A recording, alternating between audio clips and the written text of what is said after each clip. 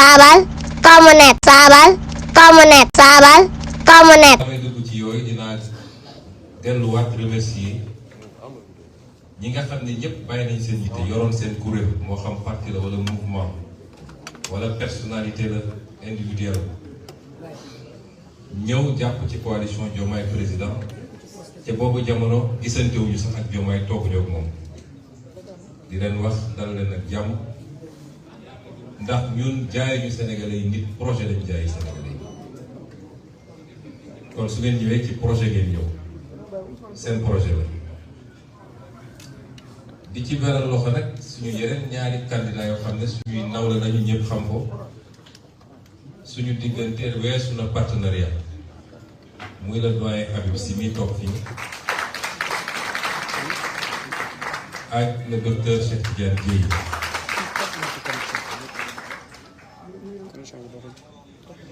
anam yi ma bëgg a aborder mooy li jiitu élection bi lu bëri xew na fi damay wax ni su amoon kenn rek ko waroon contesté mooy man mii Ousmane Sonko ndax conseil constitutionnel ni mu def ñëpp xam ne ci teguñu ci yoon conseil constitutionnel nee na sur la base de la commune renommée moom dégg nañu ne condamnation am na transmettre ñu ko condamnation mais moom moo dem def ay investigation nee na pour dem tirer des conséquences ci loo xam ne loi mayu ko ko parce que loi li mu wax mooy bu dee nit sax am na condamnation boo xam ne juge bi prononcé wul la déchéance civique pour nga génne ko il faut nga appliquer l'article 41 du code électoral mooy procédure bi ñu defoon te mu yóbbu ñu Ziguinchor andi ñu Dakar pour mun ko radier te loolu respecté wuñu te conseil constitutionnel li mu def da koo def sur commande li ci nekk yëpp xam nañ ko donc soo amoon kenn ku war a contesté man lay doon waaye def moo ko parce que li ñuy teeloon mooy nañu fexe ba projet bi placé ay candidats te projet bi am na ko moo tax ma profité ci woo Sénégal yëpp ñu ànd ak tey ak dal ndax bu dee conseil constitutionnel dafa jël ñaar wala ñetti décision ci fan yi ñëpp tëb ne conseil constitutionnel te ci gannaaw ga ñu xam ni am na leneen lu ci laxasu yenn saa yi ëllëg bu defee leneen ci résultat élection yi mënuñu dellu si ne conseil constitutionnel nañ ci ànd ak tey ak dal d'autant que nag am na ay rumeurs yu am amaguñ ci ay preuve buñ ko amoon moom man bokk naa ci njëkk ñëw taxaw ne lii mënul dem waaye di ngeen ay rumeurs corruption lañu ci dégg gum ci ay début de preuve matul preuve moo tax ma ne nañu dal su conseil constitutionnel defee yoon dafa def liggéey jarul jaajëf waaye comme tàmbaloon nañu def safaan ba tamit nañu moytu di gaawantu di jiital émotion li ñu war a demander tey conseil constitutionnel te di ko demander président Macky Sall ndax il peut encore rendre service à ce pays ndax ki mu defoon candidat am te bëggatu ko ñépp xam nañ ni ay pexem weesu na foo ko mën a nat koo xam ne nekk koo président de la république waaye fexe nga ba wiiri ba gasal président kamb ba kay état bi yëpp tegu sa loxo te lépp ay mallette rek ko moo ko lal xam ngeen ni kooku ku xeeb ay pexem ñun ñi ko xam ne nekkoon ak moom xeebuñu kon nañu gën a takk suñu digg te xam ni élection bi bu jaaree yoon gëw ma ni mun nañu def moins de 60% incha allah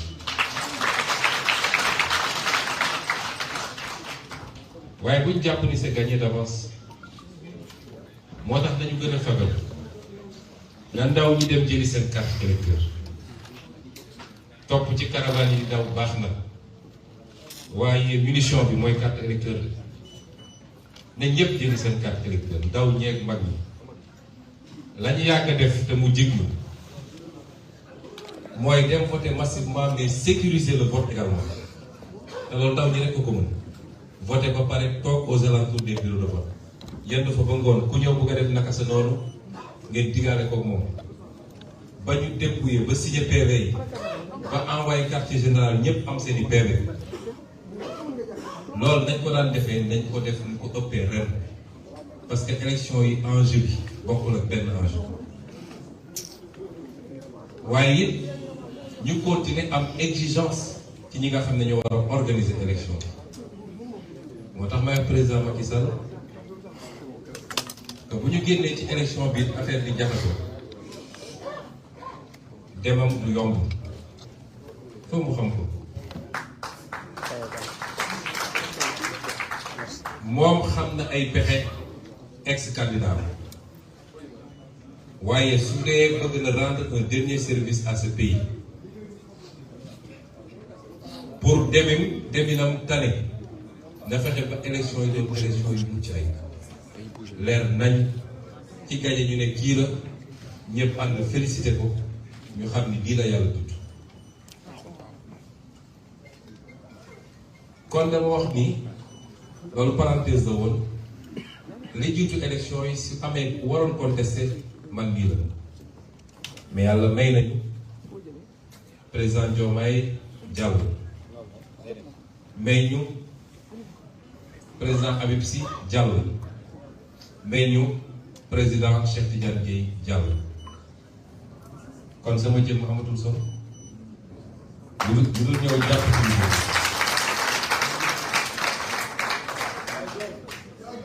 ñu dox ñu ne élection yi xaw naa jaxasoo reporté nañu coow li bëri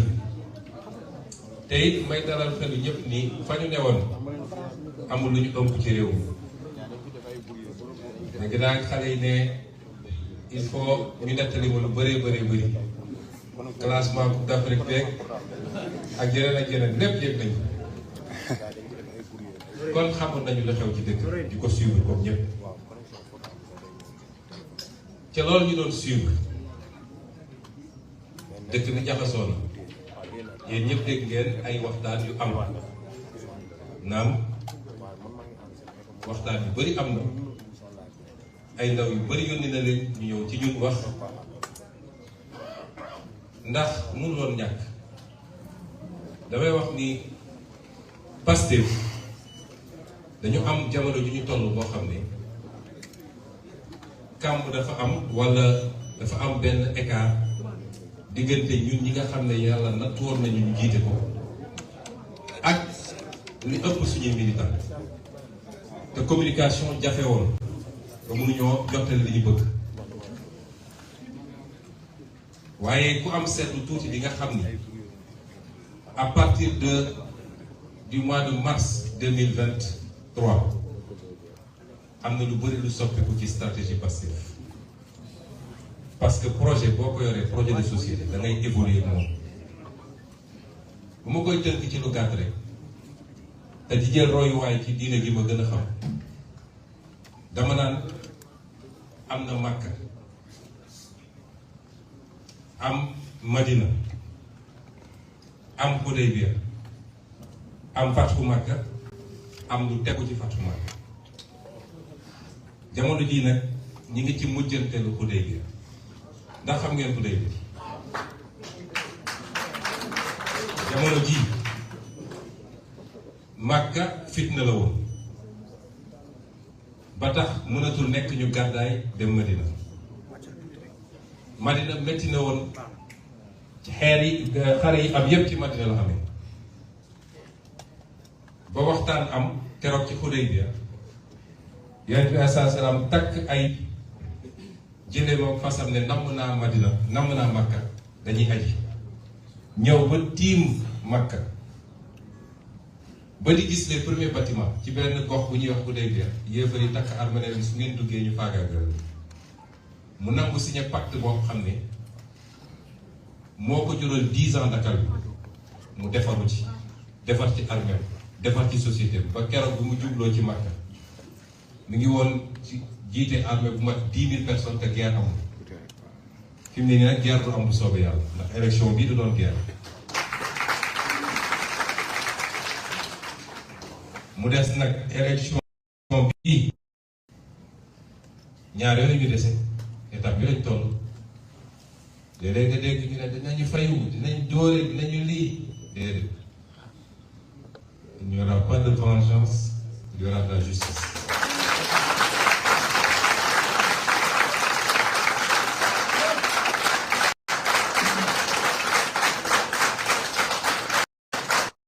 lañ ko jàngal dafa am loolu xam ne boo ci nekkee rek mënoo def lu jàpp neew ñu nag ni impunité totale dina am waaye lii defoon na ma lii faw ma fay du fi am bu ñu yàlla joxee réew mi mbokk yi est-ce que xam ngeen li ñuy xaar xamagu leen ko de li ñuy xaar jaxasoo na rëy na bëri na te population yi topp ñu di daw ci mbedd mi elles seront très exigeantes avec nous tey ñu am bor yu ñu war a fay mooy ñi nga xam ne seen bakkan rot na ci ñi nga xam ne ñàkk nañ ci cër ñi nga xam ne def nañu ay at ci kaso bi ñooñu ñëpp dañ leen war a fay bor bi te naka lañ leen koy fayee mooy fexe ba gëm-gëm gi ñu amoon ci ñun buñ ci mus a teggi suñu tànk lu toll ni tarafataay kon waxtaan am na ay ndaw ñëw nañ ma gis waxtaan yi ci ñetti poñ la amul benn bu ñu déggoo na waaye def nañ ko ci respect mutuel te loolu amoon solo waxtaan nañu ci report élection may leen xalaatu leen ko élection bi mënu leen ko laaj bañ ma ne il faut ñu reporter élection bi ndax yow ak diw di fa ngeen bokk ma leen sama bokku élection mënul justifier report élection sama bokku élection mënul justifier report élection gëm mu ni Sénégal ba mu daj am na ku ma gën a mérité nekk candidat man nii waaye nit ak sa yéene yàlla ak dogalam ku ko xamul rek da ngay sonn bontu bi président xam nga la ñuy wax madame yéen ñu dégg anglais loolu yàlla bind ko ci jëw kenn saa su jotee rek di nga ko def idi kon lu ñu mën def pour élection bi ñu bañ ko reporter def nañ dem naa ba ne samay avocat bu la déposer recours mooy rabanale bi tant que figé wuñu liste yi ndax damay bañ ñu jaar ci loolu pour mën a reporter keroog bu ñu nee déposé nañu loi assemblée wala dañuy def commission d'enquête parlementaire ci laa woo Birame Souleye nii ne ko non seulement suñuy député dañu voté contre mais nañu attaqué devant le conseil constitutionnel. bi ñu génnee liste yi laa jokkoo ak doyen Habib Sy nii ne ko doyen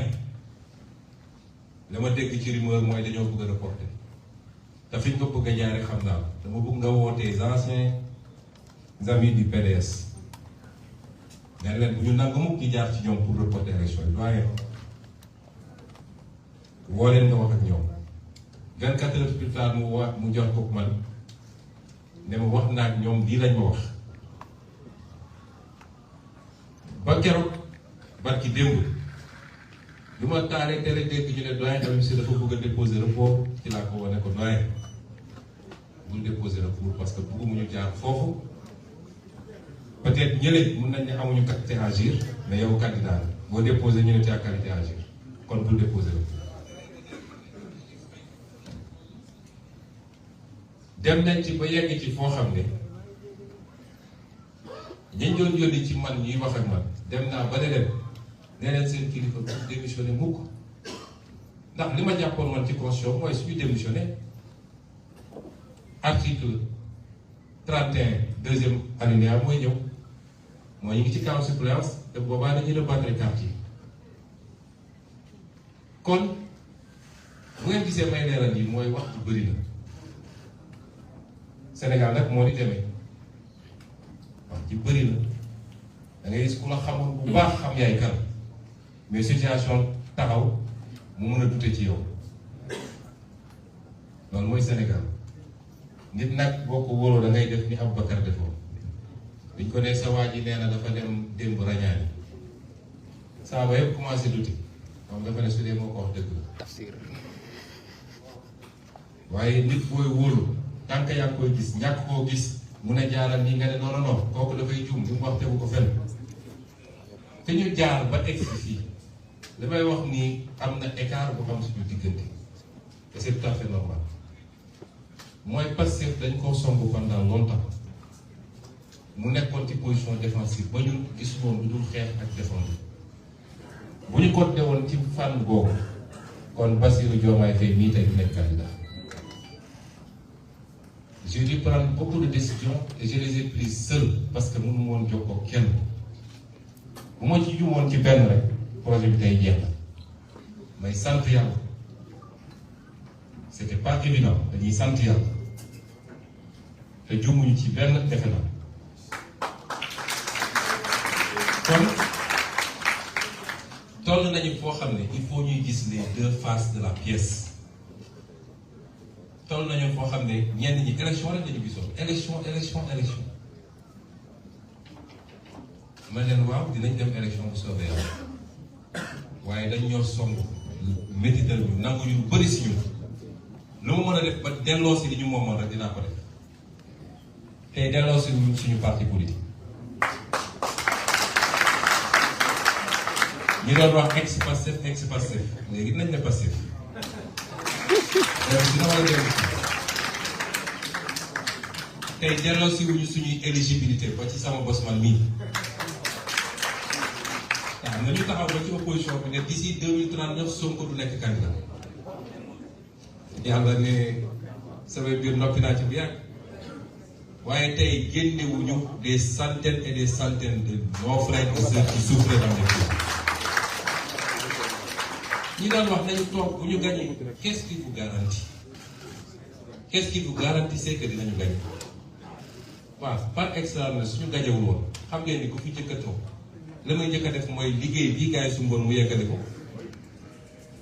kon maag Bassirou mii 10 ans la ñuy jël parti bi ñu seeyal ko projet bi jeex loolu yëpp parce que on voulait faire un fétichisme des élections j'ai dit non dinañu dem ci élection bi soobee yàlla peut-être ñu doon wax loolu xamuñu man de prison bi ma ne woon suite dañ ma ko jox suite chambre salon double climatiseur télévision yi fa ñëw gis nañu ma am sama gàddim këru 300 mètres carrés di doxantu teg fa sama vélo di pédale waaye est-ce que xam ngeen ni président Diomaye bi pendant 11 mois 9 mètres carrés de woon ñu boole ko yeneen ñaari nit xam ngeen condition yi mu nekkee woon jooy ko fenn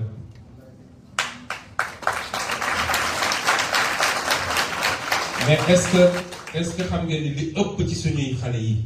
ñu ngi woon ci condition yoo xam ne kenn kuñ fi tegoon ci condition yi boo matul du génn ci prison suñu responsabilité en tant que autorité morale mooy suñu amoon prox ndoll génne ñooñu te yàqul dara ci li ñuy liggéey nañ ko def moo tax nit boo àndeek moom léegi da nga koy wóolu doylu ko buy def xamoo teeyal ba xam rek loi d'amnistie bi coow bu ne dégg nañ ko ci muy deuxième poñ boo xam ne discuté nañ ci dañu yow wax ma loi d'amnistie may leen soxlawu ma loi d'amnistie su leen doyee vous abandonnez les charges parce que xam ngeen ni taxawul ñu def noolu yëpp nit ñi ñibbi seen kër ah ñu ne dee rek ñoom loi d'amnistie lañu bëgg suñu defee loi d'amnistie ça nous profite waaye instruction bi ma jox suñuy député mooy bu ñu àndee loi d'amnistie bi interpeller leen ministre de la justice bu dee léeg-léeg bokk na ci voté non bu dee léeg-léeg bokk ci voté oui keroog bi ngeen dajee ci suba balaa ngeen di Birame Souleye message boobu la délivré suñuy député pourtant dégg naa ci lu ne ñëw nañu réponse bi leerul voté nañu non teewul waa ba jàll moo ñu andi fii ñu nekk nii tey jàkkaarloo Sénégalais yi di wax ak yéen kon dafa am loo xam ne dox na ci stratégie te ñu bëri xamuñu ko te merew ma ci kenn ndax fa ñu bàyyi woon parti bi ba ñuy jàpp peut-être ñoom foofu la ñu toll ba léegi fekk ci gis-gis ak yeneen dafa évoluer ñetteel bi ñu wax mooy dialogue loolu suñu position mu ci s'est changé dañu ne woon kenn du teg pistolet suñu bopp di ñu dialogue loo booba jamono pistolet la woon jamono jii nag bazooka la waaw naka la ñuy demee jamono parce que ñun ku ñu xam ci politique bi ñu commencé ba léegi constance nañu xamee gis ñu lu fees suñu bët moo tax nag bu ma leeralee yooyu yëpp di wax nii te li ma wax nii yëpp nag saa suñu ñëwaat ba ñu waxtaan ba noppi dama leen naan andil leen ma sama candidat ñu andil ma Bassirou dinañu toog 3 heures de temps 4 heures de temps je lui fais un compte rendu détaillé amul lenn lu ma mës a def te waxuma ko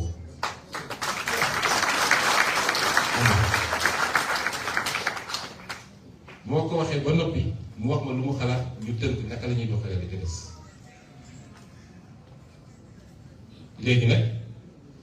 weesu nañu loolu dañuy dellu sant yàlla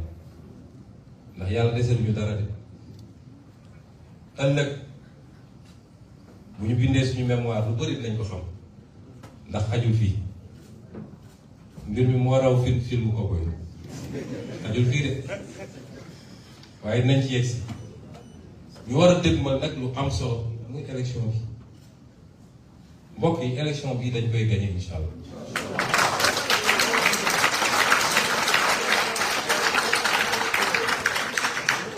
bis ni ki tey bu ñu jógee fii discours amatul futtiku ëllëg ñi nga bëgg a yeewu ji Ziguinchor bu soobee yàlla daal di commencé campagne may lancé appel nag Sénégalais yi xam nañ ni bëgg ngeen ñu lool xiif ngeen ñu lool waaye da ngeen ñu comprendre 7 jours de campagne lépp xaju si di leen koy ñaan rek ku ñu jaarul goxam bu mu mer ku ñu taxawul goxam romb rapidement bu mu mer parce que élection boo amee 20 jours sax mënoo def le Sénégal waxuma laa léegi ñu dese la 7 jours te génnaguñu Dakar militants yi xamante nañu léeg-léeg nit ñi def ko affaire sama koñ sama dëkk déedéet ñun gagné lañu bëgg d'abord kon bu dee ay candidat ñoo mën a ñëw toog fii bàyyi seen lépp ñëw toog fii mënoon nañ ne man sama candidat bopp la maa ngi dem kon kenn ku nekk na xam ni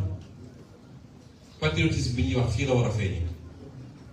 dina doon campagne bu méttee métti caravane lañu mën a def dañuy traverser rek waaye luñ ci mën def rek dinañ ko ci def mais ñuy ñaan ñëpp di daan am ci ñu ci campagne yi dañu war a jaar itinéraire bi pourquoi def ñu ni mer naa gedd naa li tax ñëw ñu sama dëkk li tax wàcc ñu nuyu kilifa gi suñu amoon sa sañ loolu lépp nañ ko def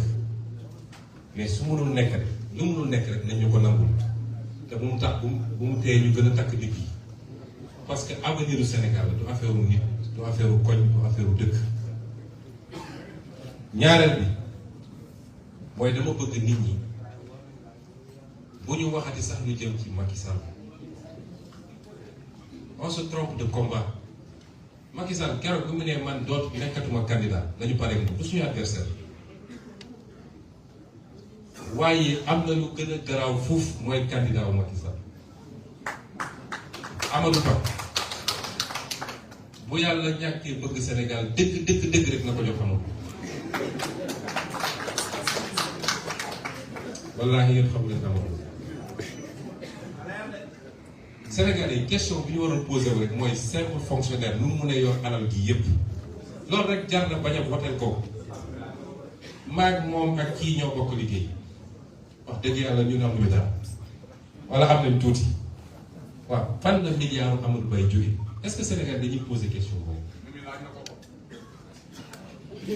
kon loolu rek doy na ñu ne kii warul lu mën a nekk président réew. Vous savez man bëgguma ñu dugg ci débat de personne léegi naa ñi naan dëkk sàngam la jógee du Sénégalais déedéet Sénégalais la fii la juddoo jàngee fi am nationalité def fi toute sa classe tout Sénégalais la gënuma koo nekk Sénégalais tey ñëpp bu jógee ci dëkk yooyu gis nga Sénégal dëkku teranga la ñun ay panafricains lañu ay Sénégalais ñu dund feneen ñenn ngi dund fii ku ñëw jaar fi mu war a jaar am kayitam Sénégal la ñun ñëpp bu ñu stigmatiser kenn bu ñu stigmatiser kenn loolu baaxul suñuy natt dañu wax kii est-ce que ay loxoom set na est-ce que bëgg na réew mi est-ce que am na compétence leen nag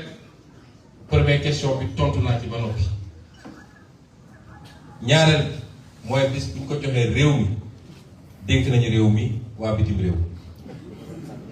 xam nga ci samay série vidéo yi ma defoon am na yenn ñaar yi waroon génn waaye jaratu ko benn bi ci moom laa ko defoon ñi ko gis nañ ko benn bi ci moom laa ko defoon spécialement mu ngi wër nag di wax yor na meñam di wax nee na ñu ngi lay attaqué bukki nag bu yobee waxambaane Amadou Ba mënu ñoo yàpp de ndax dañoo bokk di liggéey yàgg naa jël lu mu warul jël mën a ko tegal ci suuf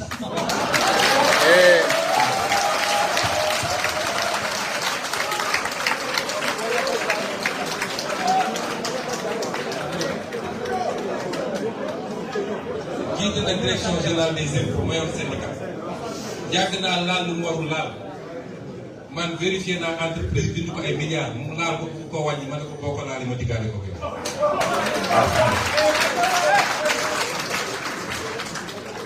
te taxaw naa assemblée nationale interpellé ko ci li nga xam ne alalu réew mi la mu salfaañe ko ngir bëgg a neex tubaab yi kooku di ngeen ko jox réew mi balaa may dee ñu ne compétence la expérience la ndax ndaw alalu réew mi kon. may lancer aussi un appel kilifa diine parce que gis ngeen li ñuy wër di nga dem ci même rangeen bi rek dañuy jëlaat dem ci kilifa diine yi waaw réew mi mu ngi en danger dañ ñoo rax ba ana ñan ñoo leen rax ñun ñi neewoon ñun ñoo leen rax ñoom ñoo jékki-jékki mu mel ni xal bu nekk seen loxo ñu gi sànni ñu ci biti ak terroriste ñu ko génne nii ana ñan ñooñu la kii gëmul tarixa kii gëm waxatu ci yooyu man tey moom la ñu jël bu ko def ci Diomaye manipulation bi dafa doy ku am sa programme wax ko sénégalais boo amul programme demal nga toogi yooyu ñuy wax ay waxu tampale la bi may nekk fële li ma gën a métti ci communauté bi nga xam ne ñaari président yi génne woon na du le fait que ñu wax nañu def li nañu def nii mais le fait que ñu dugal leen ci débat boobu naan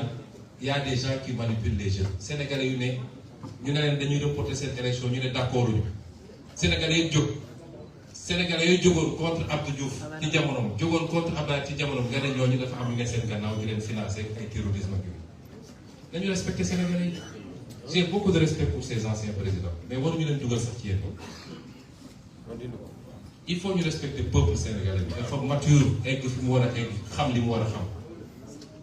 di choisir ses combats kon nañu concentré wu ci l'essentiel le plus grand danger qui guette le Sénégal aujourd'hui s'appelle Amadou Ba te jàpp nañu lépp alal moo koy def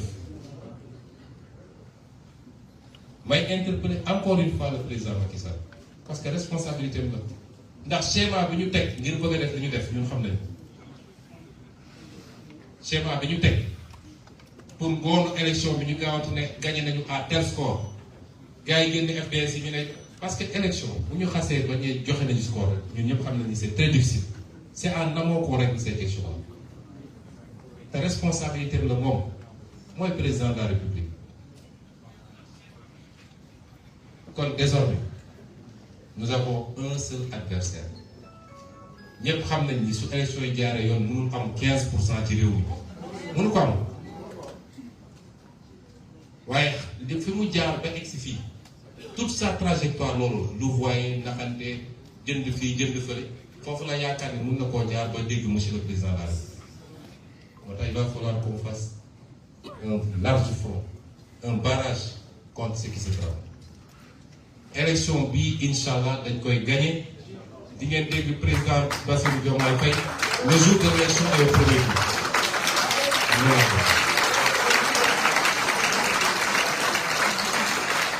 mu daanee nag damay bañ a def dama candidat bi damaa bëri wax waaye dama leen ndomb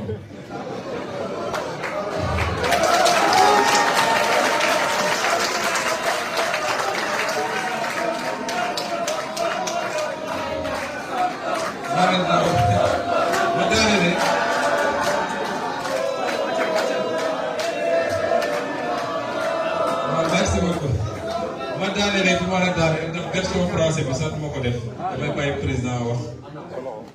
fi may daanelee mooy ci candidat bi xam ngeen affaire politique dafa doy waar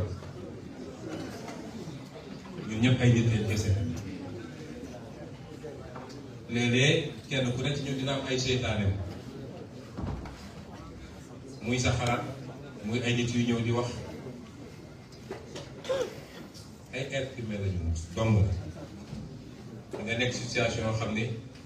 waaye est-ce que wóor na ma joxe lii bu kenn du ko dénkaane nanga bi ñi di ñëw di wax ba defee soo wetee ne auzu billaahi mina shaytaan parce que bu ko moy rek nga gis sa bopp li ma def man mënoon na tombe ci Birame Souleye Diop mi wala ci Abbas Fall mi wala ci Maïmouna Dièye wala ci Cheikh Tidiane Dièye wala ci keneen ak keneen doyen Habib Sy mii dafa ñëw seet si ma la seule fois bu mu jot a ñëw ma seedeel ko ni c'est un homme de mission à son âge c'est un homme de mission parce que dafa ma seeti ñu waxtaan ma ne ko bu dee yàlla natt nañu amuñu candidat passif mën na doon nga doon candidat bi mais ce sera pour ceci et ceci et cela mu ndax bu soobee yàlla noonu laa koy def te boobu ba léegi saa su ma bëggee dara ci moom su ma ko nee léegi moom mag foofu mun na nekk sama baay waaye lu ma ko wax mu defee ko noonu c'est un homme de mission ma seedeel ko aussi noonee laa koy seedelee docteur Cheikh Tidiane Dièye bi nga xam ne candidat la moom it démb rek maa ngi koy seetaan ci temps d'antenne am gannaaw bi ma seetaanee gaay bi ak tagal bi voilà dafa mu dem dañ ngeen di fay jiital son premier temps d'antenne dafa régler problème mu temps d'antenne nu Diomaye Faye nii kon di leen féliciter bu baax ci loolu waaye di wax ni mënoon na tombe ci kenn ku ne ay dëbbuj nii mënoon na nekk candidat grâce su ko neexoon mu jëli fiche keneen ak keneen mais tombé na ci Diomaye dama ko tànn nag wax naa leen ko ci vidéo dama koy tànn yàgg na te xam naa li tax ma tànn ko ma gëm ni Sonko mooy Diomaye du waxantu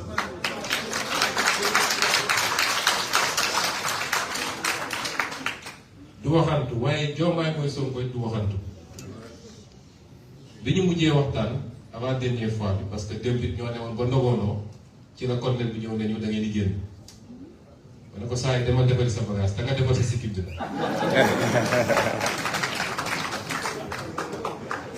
alors mais bi ñuy mujjee waxtaan dañu toog waxtaan lu yàgg ñuy waxtaan ci yi nga xam ne mi ngi am te nit ñi yaakaar ni mun na andi féewaloo suñu diggante mu wax ma lu am solo mu ne ma président wallahi pour sooroon dox sama diggante ak yow ma arrêté parce que damaa yëkkati doom tuddee la ko te damaa bëgg doom boobu ilaa yow mi din ma la koy jox comme exemple kon suñu politique naroon boole ba bàyyi politique bi dama xam ni dëgg la ci moom ñaareel bi mooy nit ñaa ngi ne Diomaye comme bëriwul wax ni man nag Diomaye su ñëwee ñii Sonko sax moo tane woon ci ñoom kon nag tiital na gaa yi waaye ma bëgg a seede ni Diomaye gën a nooy fuuf si ñoom ndax sama reetaan bu bëri gii li mu lekk ci gannaaw ñi ma xam-xam nañ Diomaye dañuy waxtaan benn jour maag moom ak Birame Souleye sama kër boobu affaire yi tar na métti na ma ne ñii di laax bu ñu jëlee affaire bi Diomaye dama tegal ci suuf président loolu kenn du ko fi def fii amul chasse à la sorcière amul fayantu amul et cetera keroog ma ne leen andi leen ma Diomaye mu ñëw ñu waxtaan 4 heures de temps ma koy gunge ba ci buntu bi ma ne xaaral ma seetluwaat ma ne ko Diomaye ñii il faut lii dafa yomb quoi ñii il faut ñu def nii mu ne ma mukk ci àdduna président mukk ci àdduna bu ñu def erreur yi ñu def ñu.